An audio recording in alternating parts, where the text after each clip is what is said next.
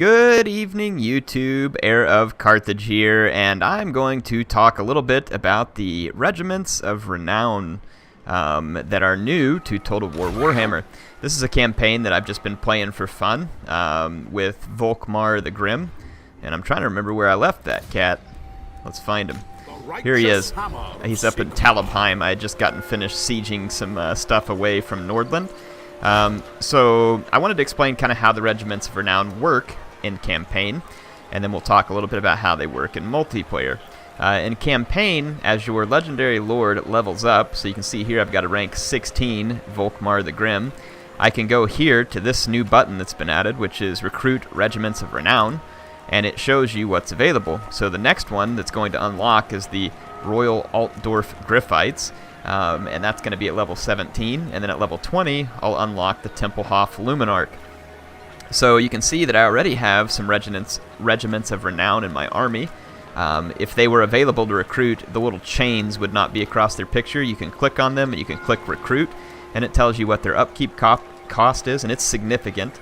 You're going to pay quite a lot for these units because they tend to be quite a bit better than your standard version of that unit. But it's kind of cool because it's a way for you to keep elite units in your army. They can be recruited quickly. Obviously, there's no waiting period. When you click on it and hit recruit, they're in your army. It's kind of like a mercenary system. It's really pretty neat, and it adds quite a few units that you can play around with the Empire and the Vampires. I'm sure that something like this will get added probably for Dwarfs and Greenskins eventually, maybe even Chaos too, and Beastmen, I don't know. But I'm sure something will. A lot of people have asked, like, I wonder why they're just favoring Vampires and Empire. I think that they're probably just taking their time and they're releasing this so that it keeps people interested in the game over a longer period of time. And whereas the Warhammer tabletop is kind of like a collector's thing, it's they're probably treating this similar in the sense that you collect stuff and kind of build up your collection over time. I don't know. That's just a guess. I'm not really privy to all that. But yeah, you can see the Regiments of Renown I have here. I have Stirland's Revenge, the Silver Bullets, the Tattersouls, Sigmar's Sons, Zentler's Reichsguard, the Sunmaker, and then Hammer of the Witches. So I've got all these units. So yeah, that's how it works in the campaign. Let's go talk a little bit about multiplayer. So Regiments of Renown in multiplayer are a little different in the sense that you can select them when you're playing in a multiplayer or custom battle in this case. But I could actually show you if we go over here to multiplayer battles. I'm not going to really be able to match unless someone's in here with the new build. No one has the new build yet because I have it early. By the time you see this, though, it probably will have released or will be very close to releasing. But if I just go ahead and host a battle and I call it Test Lab, no one's going to be able to join anyway, and I've got a Vampire player here. You'll see that the way Regiments of Renown work is you can select them in multiplayer, but you can only get one of each, so there's no spamming. And this is a very simple indication, too, that they can hard cap units.